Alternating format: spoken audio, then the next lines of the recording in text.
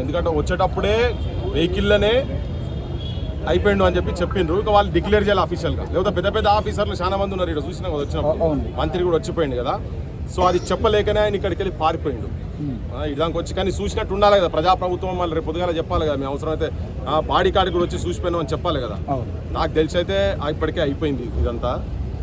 ఇది కేవలం cold blooded murder, అంటే గొంతు కోసి పచ్చి బట్టతోని గొంతు కోసి చంపినట్టుగా ఆర్టీసీ ఉద్యోగుల మీద పగబట్టి. ఇలా ముఖ్య ఉద్దేశం ఏంటంటే ఈ తెలంగాణ వచ్చిన తర్వాత కూడా తెలంగాణను, తెలంగాణ ఆస్తులను, తెలంగాణ వనరులను మొత్తం ఆంధ్రోళ్ళ పాలు చేసేందుకు మేఘా కృష్ణారెడ్డి అన్ని పార్టీలకు, అన్ని రాజకీయ పార్టీలకు ఆయనే ఫైనాన్సరు. ఇలా ఆర్టీసీ బస్సులు కూడా ఆయననే కొంటున్నాడు. ఆల్రెడీ 5 డిపోలు సమర్పయామి చేసేసిండ్రు. ఇప్పుడు మొత్తం ఉన్న ఆర్టీసీ వ్యవస్థను కూడా మొత్తం సర్వనాశనం చేసేటువంటి పరిస్థితికి వచ్చింది. లాస్ట్ కొన్ని సంవత్సరాలలో దాదాపు ఒక 14,000 మంది ఆర్టీసీ ఉద్యోగస్తులది రిటైర్మెంట్ అయిపోయింది. వీళ్ళు గవర్నమెంట్ వచ్చినప్పుడు 49,000, అంటే దాదాపు 50,000 ఉద్యోగస్తులు ఉంటే ఇప్పుడు 39,000 అయినారు. అంటే 10,000 మంది తగ్గిన తర్వాత కూడా ఆర్టీసీ వీళ్ళు అంటే ఓవర్గా వర్క్ చేసి కూడా ఉద్యోగస్తులు ఎక్కువ పని గంటలు ఎక్కువ చేసి దాన్ని ఇంకింత ఎక్కువ రెవెన్యూస్ పెంచిండ్రు. ఇలా ఈయన ముఖ్యమంత్రి అయ్యేటందుకు, పొన్నం ప్రభాకర్ రవాణా శాఖ మంత్రి అయ్యేటందుకు మహాలక్ష్మి అనే స్కీమ్ను పెట్టి ఆర్టీసీకు సంవత్సరానికి దాదాపు ఒక 6,000 కోట్ల నష్టం తీసుకొస్తున్నారు. ఇది ప్రభుత్వం ఇవ్వాల్సింది ఒక 4,000 కోట్లు మాత్రమే ఇస్తున్నారు. ఇక మిగతా 2,000 కోట్లు వీళ్ళ మీద పడుతున్నది. మొత్తం అవుట్ సోర్సింగ్ అని పెట్టి ఇప్పుడు ఆయన బస్సులకు మొత్తం మేఘా కృష్ణారెడ్డి బస్సులు వస్తున్నాయి. దాంట్లో రేవంత్ రెడ్డి పార్ట్నర్షిప్ ఉంటుంది, అన్ని పార్టీల పార్ట్నర్షిప్ ఉంటుంది, అంటే ఆపోజిషన్లో పార్ట్నర్షిప్ కూడా ఉంటుంది వాళ్ళందరికీ. ఇప్పుడు బీహార్కి వెళ్ళట, యూపీకి వెళ్ళి, ఛత్తీస్గఢ్కి వెళ్ళి, ఒరిస్సాకి వెళ్ళి డ్రైవర్లను తీసుకొచ్చి నడిపిస్తున్నారు. ఇట్లా ఒక తీరుగా తెలంగాణను ఘాటా చేస్తున్నారు. ఈ గవర్నమెంట్ ప్రైవేటు సంస్థలలో కూడా 80% రిజర్వేషన్ మన ప్రాంతం వాళ్ళకు ఉద్యోగాలు ఇప్పిస్తామని చెప్పని మేనిఫెస్టోలో పెట్టి అది చేయలేదు. ఇప్పుడు ఇక్కడ కూడా జరుగుతున్నది ఏంటంటే మేనిఫెస్టోలో వీళ్ళు పెట్టినటువంటి అంశాలు అమలు చేయమని చెప్పి వీళ్ళు గత ప్రభుత్వం మీద కూడా అట్లనే చెప్పిండు రేవంత్ రెడ్డి. వీళ్ళ ఆర్టీసీ వాళ్ళ యూనియన్ మీటింగ్లలోకి వచ్చి కూడా మేము మీ యూనియన్లు మళ్ళీ రీఇన్స్టేట్ చేసేటట్టు చేస్తాం మేము అని క్లియర్గా చెప్పి మేము ప్రభుత్వంలో కలుపుతామని చెప్పారు.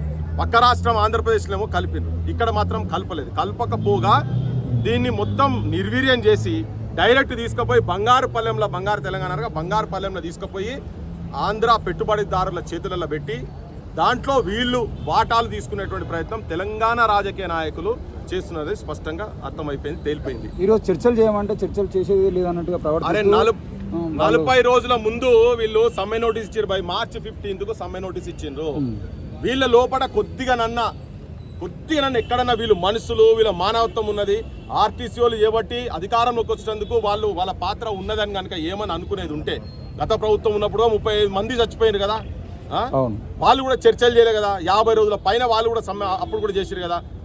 అదంతా ఒక పిశాచుల గవర్నమెంటు, ఇదంతా రాక్షసులు, రాబాంధులు అని చెప్పని బజాట్లో మొత్తుకున్న రేవంత్ రెడ్డి వాళ్ళు వచ్చినాక ఈయన దానికన్నా ఎక్కువ చేస్తున్నాడు. ఇప్పుడు అదే రాబాంధులు, అదే పిశాచులు, అదే కథ, అదే రాజ్యము మళ్ళీ వచ్చి ఈయన రూపంలోకి వచ్చి ఉన్నది క్లియర్ కట్గా. వీళ్ళు ఇప్పుడు ఈయన జరిగిన తర్వాత రేపు చర్చలు చేస్తారట. వీళ్ళు రేపు పొద్దుగాల అంటే తెలంగాణలో ప్రభుత్వంతో మాట్లాడేందుకు కూడా ప్రజాప్రభుత్వం అని చెప్పుకుంటా మాట్లాడేటోళ్ళకు కూడా మనుషులు చచ్చిపోతే తెలంగాణ తల్లి కన్నీళ్లు పెట్టి ఇంకొక బిడ్డను ఇట్లా చంపుకుంటూ పోతుంటేనే సచ్చిన శవాల కాడు అయినప్పుడే మీరు సోయికొచ్చి మాట్లాడతారు. ఆ సోయికొచ్చి ఇప్పుడు నేను ఒకటే చెప్తున్నా, చర్చలు దేనికి జరగాలి? నీ మేనిఫెస్టోలో పెట్టినావు, నువ్వు ఇవి ఇస్తా అని చెప్పి నువ్వు మేనిఫెస్టోలో పెట్టినావు కదా. వాళ్ళు అడుగుతున్నది ఏంది? మేనిఫెస్టోలో నువ్వేం పెట్టినావు అదే చేయమని అంటున్నారు కదా. నువ్వు అది మేనిఫెస్టోలో పెట్టినాక నీకు చర్చలు దేనికి? అసలు నువ్వు ఇమీడియట్గా అసలు అది జరిగినాకనన్నా సోయికి వచ్చేది ఉంటే ఇప్పుడే నువ్వు వెంటనే నువ్వు మేనిఫెస్టోలో పెట్టిన దాన్ని నువ్వు అమలు చేయక అంతే. రేపు నువ్వు ఇలా క్యాబినెట్లో కూర్చున్నావు కదా, కూర్చున్నప్పుడే నువ్వు అది చేసేసి ఉంది, అమలు చేసే కాడికి పోవాలి కదా. సో ఇవన్నీ ఈ డిస్కషన్స్ ఇవన్నీ ఇవన్నీ ఏంటంటే తాసారం చేసి పోస్ట్ పోన్ చేసే కథ కాడికి వచ్చింది కాబట్టి. అంటే వాళ్ళు చర్చలు చేయమంటే మేము ప్రైవేట్ వాహనాలను దింపండి, ప్రైవేట్ డ్రైవర్లను దింపండి, మొత్తం అన్ని చర్యలు తీసుకోండి అన్నట్టు అంటున్నారు తప్ప వీళ్ళతో చర్చలు జరిపేటువంటి ప్రయత్నాలు చేస్తామన్నట్టుగా మాట్లాడలేదు. నిన్న మొన్నటారు ఈరోజు ఈ సంఘటన జరిగింది కాబట్టి చర్చలు రేపు అంటున్నారు. నిన్న మాత్రం ప్రైవేట్ వాళ్ళని దింపండి, ఎన్ని వెహికల్స్ ఉంటే అన్ని వెహికల్స్ దింపండి అనిపించి మాట్లాడారు కదా. ఎట్లా చూసుకోవచ్చు? అలా రేవంత్ రెడ్డి వాటాలు ఉన్నాయి కదా, అందుకే ప్రైవేటీకరణ అంటున్నాడు కదా. ఇలా ఆర్టీసీని కథం పట్టించేస్తున్నాడు. ప్రజలకు చెప్పేది ఏంటంటే ఆర్టీసీ కనుక ప్రైవేటైజ్ అయితే ఇవాళ ఆల్రెడీ ఒక 1100 పైన ఊర్లలో కనీసం బస్సు సౌకర్యం కూడా లేదు. ఆర్టీసీ కనుక ప్రైవేట్ అయ్యేది ఉంటే ఇవాళ పేద ప్రజలకు బస్ పాసులు ఉండయి, విద్యార్థులకు బస్ పాసులు ఉండయి, పెద్ద మనుషులకు పాసులు ఉండయి. ప్రైవేట్ వాడు పైసలు ఇస్తేనే నడుపుతాడు. ఇవాళ మెట్రో వానికి లాస్ వస్తే మాత్రం గవర్నమెంట్ భరిస్తుందట. కానీ వీళ్ళు అధికారంలోకి వచ్చేటందుకు ఈ కాంగ్రెస్ వాళ్ళు మహాలక్ష్మి పేరు మీద అధికారంకి వచ్చిన తర్వాత ఇది లాస్ ను పడేసి ఇంకోటి ఏంటంటే ఆర్టీసీకి కొన్ని వేల కోట్ల ఆస్తులు ఉన్నాయి ఇక్కడ. ఓకే, ఈ ఆస్తులు అన్ని మొత్తం దారాదత్తం చేస్తారు. మీరు ఎక్కడికైనా పోనీ అంత ప్రైవేటీకరణ చేస్తారు. కేరళ మోడల్ కనుక తీసుకుంటే కేరళలో వాళ్ళు స్వతహా డెవలప్ చేశారు. కార్పొరేషన్ ఉన్నప్పుడు ఇక్కడ కూడా కనుక అదే చేసి కనుక పెట్టేది ఉంటే ఆర్టీసీని వీళ్ళు లిటరల్ గా సంపుతున్నారు. మొత్తం వీళ్ళంతా అందరు కలిసి, అంత రాజకీయ వ్యవస్థ అందరు కలిసి వాళ్ళ వాటాలు తీసుకొని పర్సంటేజ్లు తీసుకొని సంపుతున్నారు. లేకపోతే ఆర్టీసీ సచ్చే సమస్యనే లేదు. కానీ జనంకు చెప్పేది ఏంటంటే తెలంగాణలో ఆర్టీసీని ప్రభుత్వంలో విలీనం చేసి కాపాడుకోవాల్సిన బాధ్యత మన మీద ఉన్నది. లేకపోతే మొత్తం ఇదంతా మన జేబుకు క్షౌరం ఎట్లయితే ఇలా హాస్పిటళ్ళు ప్రైవేటీకరణ అయ్యి జనం జేబు కత్తెర ఎట్లయితే అవుతుందో, విద్యా వ్యవస్థ ఎట్లయితుందో, ఇంకొక సర్వీస్ సెక్టారు రవాణా సంస్థను కూడా నాశనం పట్టించేటువంటి ప్రయత్నం చాలా అద్భుతంగా చేస్తున్నది. ఇది జరగకుండా ఆపాల్సిన ప్రయత్నం ప్రజలు చేయాలి. ప్రజలు ఈ ఉద్యమంలో భాగస్వామ్యం కావాల్సిన అవసరం కూడా ఉన్నది. పోలీసులు కూడా మధ్యలో అత్యుత్సాహం చూపించుకుంటా ఆర్టీసీ కాంట్రాక్టర్లు కావచ్చు, డ్రైవర్లు కావచ్చు కొట్టే ప్రయత్నం చేస్తారు. ఇంతకుముందు ఒకటి చూసిన ఫత్వా జారీ చేసిండు ఒక ఆయన, వికారాబాద్ అంటే ఆయన, ఆ పోలీస్ ఆయన ఫత్వా ఏందట అంటే ఎవరు వీళ్ళకు టెంట్లు ఇవ్వద్దు, ఎవరు గిన్నెలు ఇవ్వద్దు, ఎవరు కట్టెలు ఇవ్వద్దు అని చెప్పిండు. మొత్తం కుర్చీలు ఇవ్వద్దు. అరే మన ఎమర్జెన్సీ ఉన్న అదే రేవంత్ రెడ్డిని గవర్నమెంట్లా ఎమర్జెన్సీ డిక్లేర్ చేసినావా? అప్రకటిత ఎమర్జెన్సీ తెలంగాణ నడుస్తున్నది. పరిగిలో ఒక సర్కిల్ ఇన్స్పెక్టర్ ఏసీపీ అనుకుంటా దౌడల మీదకి వెళ్ళి కార్మికులను కొడుతున్నారు. దేనికైనా తప్పులు ఎవరు చేశారు?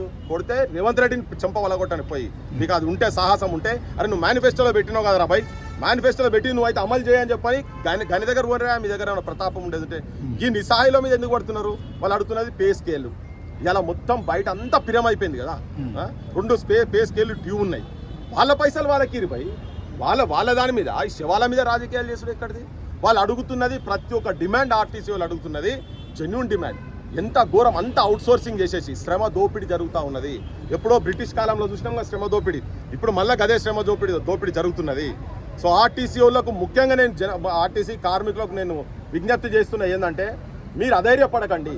నేను మళ్ళీ చెప్తుంటా, Telangana need soldiers not martyrs అని. తెలంగాణకు సైనికులు కావాలి, అమరులు కాదు అని. చాలా ఇప్పటివరకు దాకా మొత్తం శవాల జాతర అయింది తెలంగాణ మొత్తము. ఇక ముందు కూడా అది జరగాల్సిన అవసరం తెలంగాణకు లేదు. అంటే ఇవాళ మంత్రి మాట్లాడుతూ రెచ్చగొడుతున్నారు, రెచ్చిపోవద్దు, ఆర్టీసీ కార్మికులు మేము ఆల్రెడీ అందరం దానికి సంబంధించినటువంటి చర్చలు చేస్తున్నాము, తప్పకుండా సఫలం అయితే మీరు రెచ్చిపోయేటువంటి మాటలు మాట్లాడే వాళ్ళని నమ్మి రెచ్చిపోదు అంటున్నారు. జర నేను ఏమనుకోదు బయట, ఒక్కసారి నేను జర కొద్దిగా టంగ్ స్లిప్ కావాల్సి వస్తుంది. చెప్పు తీసుకొట్టాలి ఆర్టీసీ మంత్రి గారిని, పొన్నం ప్రభాకర్ అంటోని చెప్పు తీసుకొట్టాలి. పొన్నం ప్రభాకర్ రేవంత్ రెడ్డిని కూడా చెప్పు తీసుకొట్టాలి. ఒకవేళ అట్లా కనుక మాట్లాడితే, అరే మీరు మాట్లాడలే గత గవర్నమెంట్ ఉన్నప్పుడు ఏం మాటలు మాట్లాడారు? మీరు మాట్లాడినా కదా ఇలా మేము మాట్లాడుతున్నాం. అప్పుడు మీరు కొత్త పిచ్చగాడు అన్నట్టు మీరు మాట్లాడారు అప్పుడు, కానీ మేము ఎప్పటి నుంచో మాట్లాడుకుంటూ వస్తున్నాం కదా. మీరు సంకనాక చంద్రబాబు వెంబడి తిరిగేటప్పుడు కూడా మేము మాట్లాడినాం కదా, ఆంధ్ర పాలకులు వెంబడి ఉన్నప్పుడు కూడా మేము మాట్లాడినాం ఇవన్నిటి గురించి. మీరు మాట్లాడితే ఇవాళ ఎవడో ఉసుకొలుతున్నాడు. ఎవడో ఎందుకు ఉసుకొలుతున్నా? గత గవర్నమెంట్లో 34 మంది చచ్చిపోలేదా? ఎవడు దేనికి ఉసుకొలుతాడు? నువ్వు అమలు చేయి, నువ్వు మేనిఫెస్టోలో పెట్టింది అమలు చేయి, మాట్లాడాం కదా మేము.